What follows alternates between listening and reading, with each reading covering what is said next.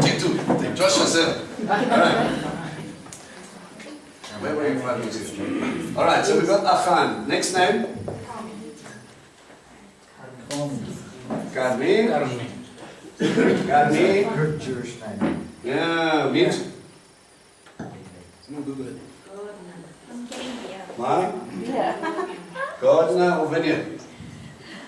Okay. That's long. Or vineyard? Right? Next name? Sabdi.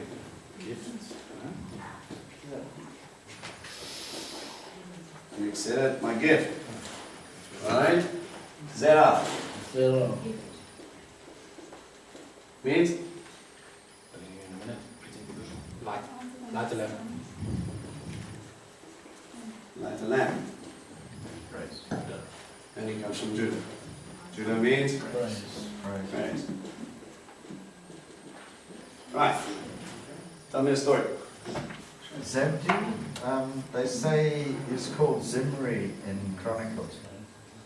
So I didn't know that. I didn't know that Zimri was. I don't know, sometimes when they look at the lineages and then they go, we don't know who that is, but it might be that guy.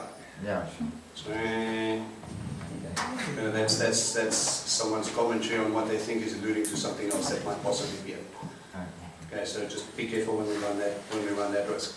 Okay, so we've got Achan, which is a traveler of my vineyard or my garden.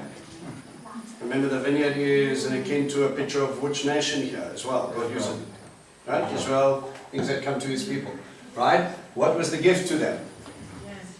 You could say the land, but more pertinently, first fruits went to God, and He's talking about Jericho.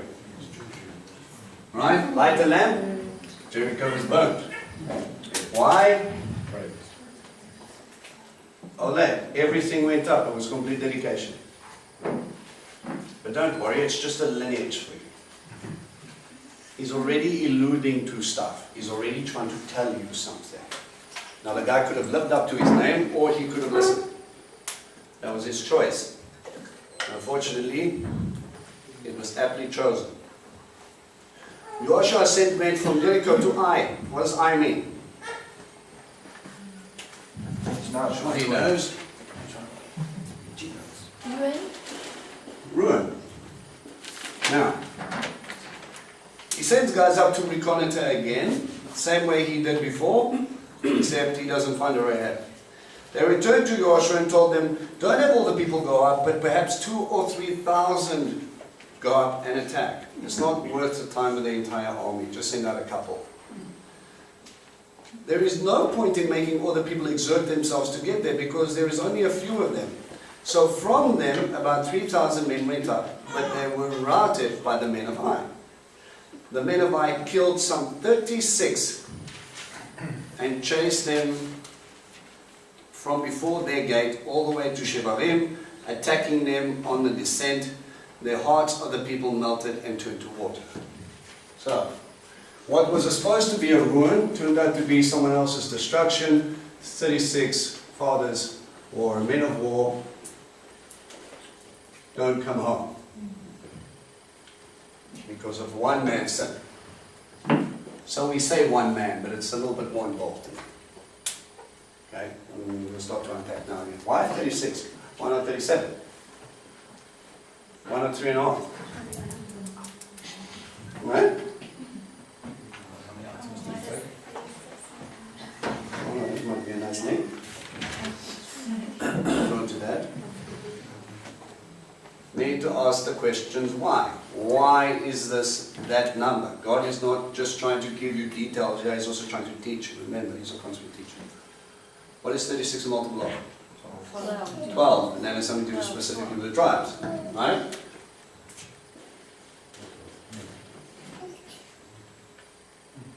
Or you can go 3. Remember, Gematria is a little complicated. And 6. 3 representing? Okay, we could make the illusion of the triune or Elohim. 6.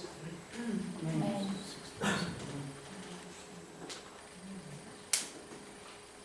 When they went out without God's blessing, what happened? Okay? I'm just trying to open up your eyes to possibilities. I'm not trying to solve this for you. What I want you to do is start asking the questions. Why? Why? Why? Why that specific number? Okay? They get defeated, they come back, and everybody starts to panic. Joshua tore his clothes and fell to his face on the ground before the ark of Adonai until evening. Tearing your clothes, good thing, bad thing? Right, he's in a state of mourning. Okay? He and the leaders of Israel put dust on their heads. Joshua said, "Oh Adonai Elohim, why did you take the trouble to bring the people across the Jordan if you meant to hand us over to the Amorite and have us perish?" Now understand what's going on here. Big battles on the other side of Jordan. Cross the Jordan. First massive battle they face, God says, "Stand down, I'll do it." Little molehill that's supposed to be destroyed. And they get stomped. What was he telling Joshua the whole time before he took office and when he took office? Be bold and courageous. You told me to be bold and courageous. I didn't even send the whole army for that. What would be a normal fleshly response if I sent 3,000 and they lost? Sent 10,000. Right. But he understands victory comes from God. There must be something wrong here. It is not the men. It is not their training. It is not their weaponry. It is not It's not their fortifications. God didn't give us victory. Why? So he goes to the only place that you will get an answer. How many of us, when we hit a wall, try to jump the wall, sidestep the wall, run around the wall, burn the wall, kick the wall, headbutt the wall, and then when you're flat out of ideas, you lie down and then your bum's on the floor, you look up for the first time and you go, "What's with the wall?" Don't get stuck into the position of trying to solve what you're facing by yourself. You don't have to. God is there. He understands. He's not leaving you to your own devices. Those who He has given, I was cleaning up the board and false prophets came up obviously from Wednesday. But those who have given direct links or is trying to tell you something, please don't get stuck in your own interpretation of stuff. You don't need to.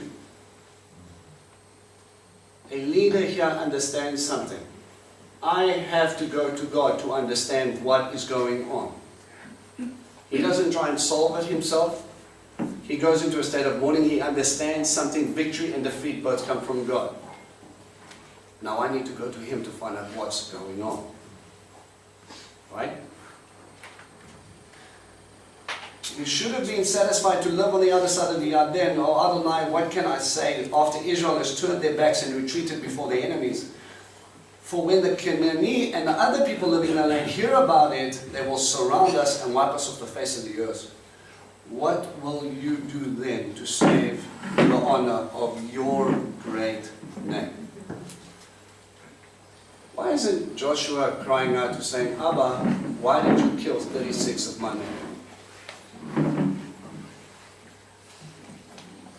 What about their families? There's mourning in the camp. 36 guys don't come home. Sons. Parents had to bury their children. Wives had to bury their husband. Sons and daughters had to bury their father. And Joshua is more concerned about whose name? What are you concerned about? Whether or not you're going to be embarrassed? You are more focused. People get more focused on what other people's perceptions are of them.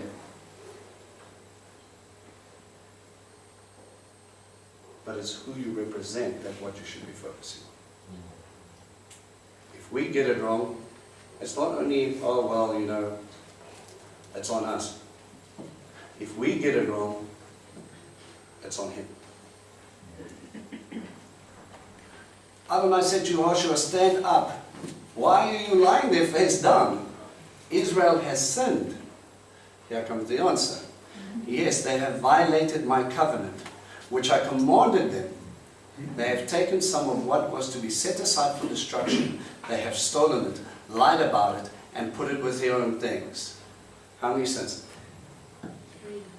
3.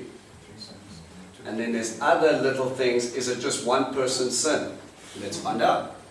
This is why the people of Israel cannot stand before their enemies. They turn their back on their enemies because they have come under a curse. What does a curse mean, biblically? Not just it. Separation. Yeah, remember, biblically, blessing is anything that brings me close to God. I can look at the rain in the sky and understand it's from Abba, or I can look at the rain in the sky and go, wow, look at the condensation that created rain. Which one is the blessing to me? The one when you understand that God has heard your prayers and that He's coming in, right? We can look at the floods going on in Cape Town and we can go, yeah, well, we knew what would happen, it'd be about time, or where the man said so. Or you can go, hang on a second, there was a whole bunch of prayer going up for a specific part of the country, and God yet again answers. And then you just stop praying.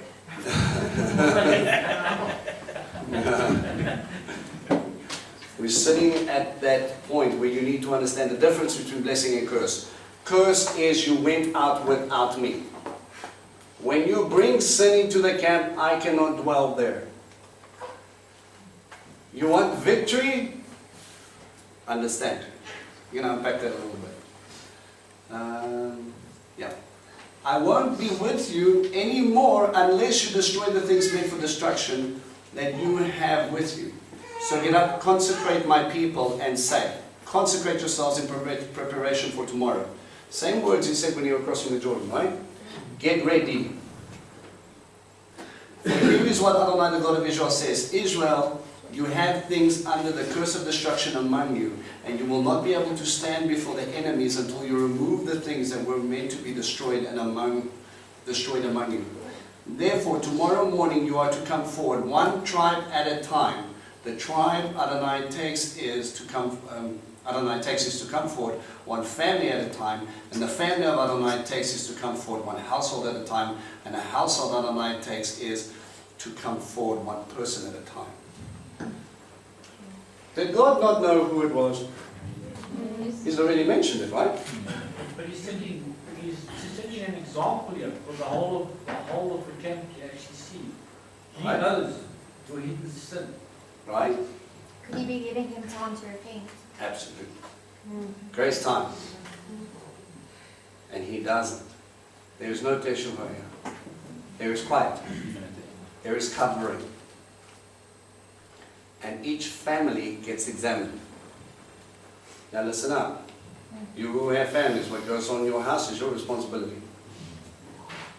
If you don't deal with it, it's the camp's responsibility. It gets harder. The person who is caught with things in his possession that were reserved for destruction is to be burnt to ashes. He and everything he has, because he has violated the covenant of Adonai and he has committed a shameful deed in Israel. Again, so that which you wanted with your eyes, you took, you will become like it. It was meant for destruction, so you have chosen destruction. Again, Achan does not come forward. So, Joshua got up early in the morning and had Israel come forward, one tribe at a time, and the tribe of Judah was taken. He had the families of Yehudah come forward, and the family of Zachri came forward, and the household leaders, and Zabdi was taken. He had his household come forward, one person at a time, and Achan, the son of Carmi, the son of Zabdi, the son of Zerach, from the tribe of Judah was taken. What do you think the hearts must have been going like when they called out your tribe? So let's put this into a reality perspective. God calls out all the churches or fellowships in Benoni. And he says, there's sin among you. And all of a sudden he stops and he goes, Edat, step forward. And then you start parading your family. One family at a time. and your son or your family gets called. Is this hitting home here?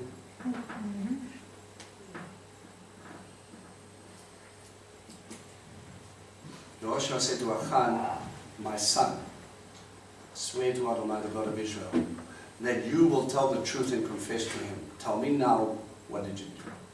Don't hide anything from me. Remember the sin?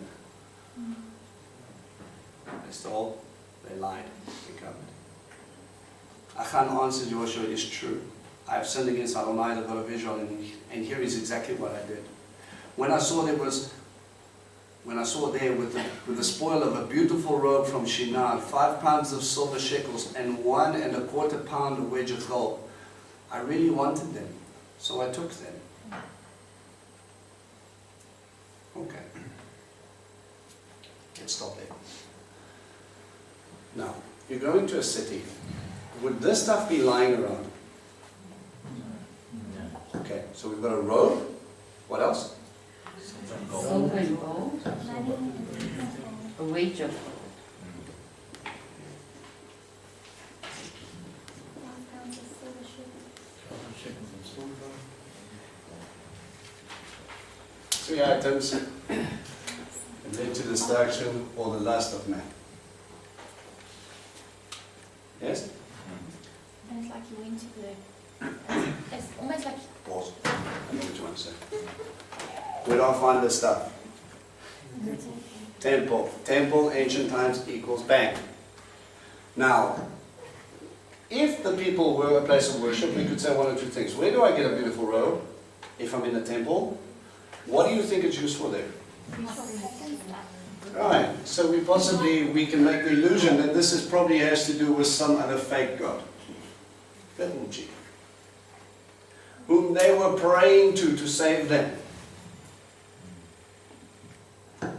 Silver, biblically, means redemption. Gold, righteousness.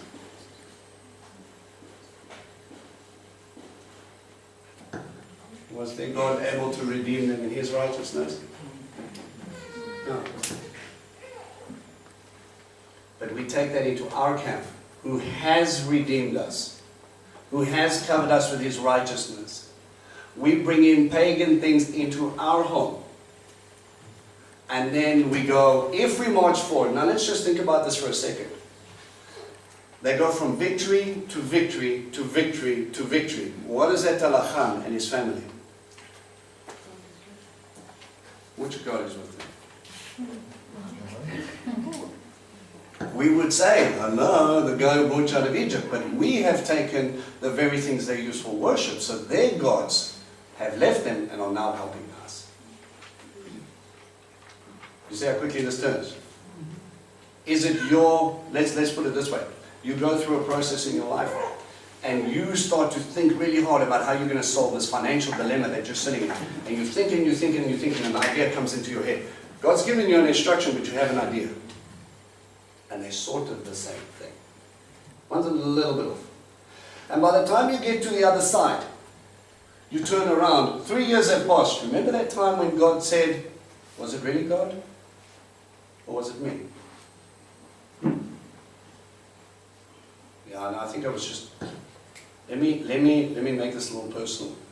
I knew a guy who had God answering him on so many different levels, it wasn't even funny. He needed money for his son's medicine. He was suffering from really bad reflux. They were going through a really rough time. He comes up to me and he goes, and this is a guy who doesn't lose. Took everything because a real man provides for his family, right? At least that's what we're told. He comes up and he goes, even if we're struggling with food, all I need 500 rand just for my son's medicine. My boy's struggling. And what happens? The day before, God put on someone's heart to put 500 rand in this man's account. Before he had even asked. And I said to him, dude, you don't even need to ask, the money's in your account. And he goes, what are you talking about? I said, check your bank balance. And this is a guy who checks his bank balance 3 times a day. But we were out on delivery that day, so you didn't have a chance. Before you even know what you need, God has already gone ahead of you. Right? More than one testimony happened like that, time after time. Eventually he was telling me things like, I swear every time I read this Bible it sounds like he's talking to me. And I go, he is. 6 months later, you know, I was really desperate. I could have justified anything. God didn't answer my prayers. In people's desperation, they go, justification. I solved that. I got that. I fixed that. That was me. That wasn't God. And God sits back and he goes, really? When you were crying on your knees because you didn't know where else to go, and I appeared even before you asked, and you still want to say to you, which God brought us victory and I? What talisman are you holding on to? What thing is in your house? And this is the crazy part. Let's read about where this stuff is hidden. What verse am I? 15. Hello? 22. All right. Okay, there's also another little principle there. He wanted them, so he took them. What does that talk about? Covetousness. Yeah, he coveted it. Okay? What does that mean to you? How many of you people covet this week? Well, let me break it personal. I know it's a difficult one to admit. Okay, but we do it without even realizing.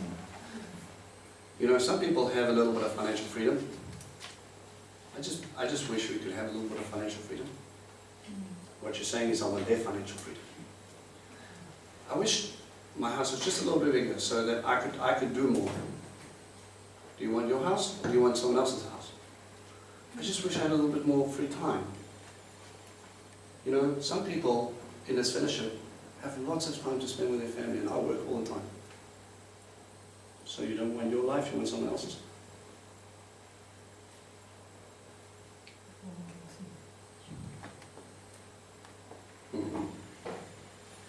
When we do that, what do? We tell God, thank you very much for the gifts you've given me, and the family you've given me, and the time you've given me, but no thanks, I want someone else's. Well, let me ask you again, how many of you have coveted this week? When you stop looking at everybody else and you start looking at God and we're saying, wow, look at what I have, and I start blessing Him for every minute I have, even though it might be 5 minutes to spend with my kids. Or every room in my house, even though my house drives me crazy because it's -5 in at night, but I have a house. Or even though I'm sitting there and I think, yo, you know what, if I only had an extra 3,000 rand a month, like some people, then I'm nullifying the 1,000 rand I have. Am I not grateful that God has given me that? Let me share a lesson where I had to run into a wall. So, you know, Abba, we need, pray for my business. And I'm like, Abba, you know what? I would desperately like to see growth in our company. I would like to see us being able to help the people there. I would like us to see, get us to a point where maybe we can build our building and we can send people on training and we can do stuff. You know what Abba did? He took away a quarter of what we did have. And that happens to you too. God's patient. And He's loving and He's going, my boy, if you are not looking at what I've given you and you are sitting there. I did not realize how much of a blessing it was to be able to pay our creditors by the 3rd day and still stay in a positive balance when there were companies closing down left, right and center. I wanted to see growth. And Abba says, no, look at what I've given you. And now I go, wow, I wish I could be back at that path. That would be awesome. But Abba, I'm grateful for where we are. I thank you for where I am right now because you're keeping me close. Because if He gives me that extra stuff, how do I not know that it's not another stepping stone saying, Abba, you know what, the 20 grand is great, but the 100,000 would be better. And then the 100,000 becomes the 200,000, and the 200,000 becomes the 300,000. We're talking about businesses here, man. These guys do turnovers of millions. Abba, why don't you love us? Because we don't have 500,000 rand in the account this month. And he's going, I gave you life and I'm in your camp. What more do you need? What am I really saying? God is not with me unless He blesses me. Not the way He wants to bless me, the way I deem blessing there. Covetousness is at the end of the Ten Commandments because it can be encapsulated in every commandment. Eve looked at a fruit and perceived it was good and thought, I can be like God. She didn't want to be her, she wanted to be Him. Where do you draw your line? I wish I had that person's spiritual gift. I wish I had knowledge like that person. I wish I was able to explain it like that person. I wish I was able to... We don't need another that person, we need you. You have been fearfully made. You have been gifted and anointed. You are going through difficulties because you need to be refined. And that is a good thing, Baruch Hashem. We need to say, thank you for the refining. Thank you for what I have. Paul said, I have been in a place where I've had lots and I've had little, but God is good. Why? Because if all He had was much, and you come in here, you insignificant little pleb with your 215 euro account, and you're obviously doing something wrong. It's your sin that's holding you back. Really, a great man of God? You know what I'm doing wrong? Or is it the fact that you're perceiving my success by my bank balance? Am I judging you the way the world judges? Absolutely. God said, give me the first and the rest will be given. Tithe principle. But I don't know if I'll have enough. How do you know you won't? God didn't say, give me your first and then we'll see what happens. Or see what happens and then give me what's left. He said, give me the first fruits. Trust me for the rest. And we've had some miraculous testimonies that people who kept their salaries because they were struggling. And God was telling them, tithe. It's time to tithe. It's time to let go a little bit. And they go, Abba, I don't know how we're going to get through this month. We're barely breaking even as it is, but I'm going to take this portion and I'm going to sow it into someone else's life. And you know what? At the end of the month, they had more money than what they did the previous months. And they went, how does this work? You know, Abba says in Scripture, he says in two places, so we need to be careful. He says, test me. See that I won't open up the heavenly storehouses for you. That's for someone who's still coming into the faith. Israel tested God in a different way. Is He really here with us? Well, I don't have meat in my mouth. He's obviously left. Because we wanted what the Egyptians had. Well, the Egyptians had idols and affliction and plagues. But don't worry, they had food and they didn't have meat. So which one would you rather have? Well, I don't know, but that's a pretty tough bargain. I really like fish. What are you saying? Yeah, I was listening to some music yesterday. I was sitting at the gym. I must have been the only... I had the place pretty much to myself. And I was sitting over there and then 3 or 4 other guys came in. And I'm listening to this song. Man, and I'm just starting, I'm starting to tear up, which is really random. I'm trying to do shoulders and I'm crying, and it's not because of that. Real man at gym. He's so beautiful! Don't cry in front of the boy. And I'm sitting there, and the song starts talking about this person that comes into the room, and then again, it's not a praise and worship song, but sometimes Abba just talks to me in different things. And I'm sitting over there, and this guy's sitting there, and he's standing in the room, and he's watching this person whom he loves walk away.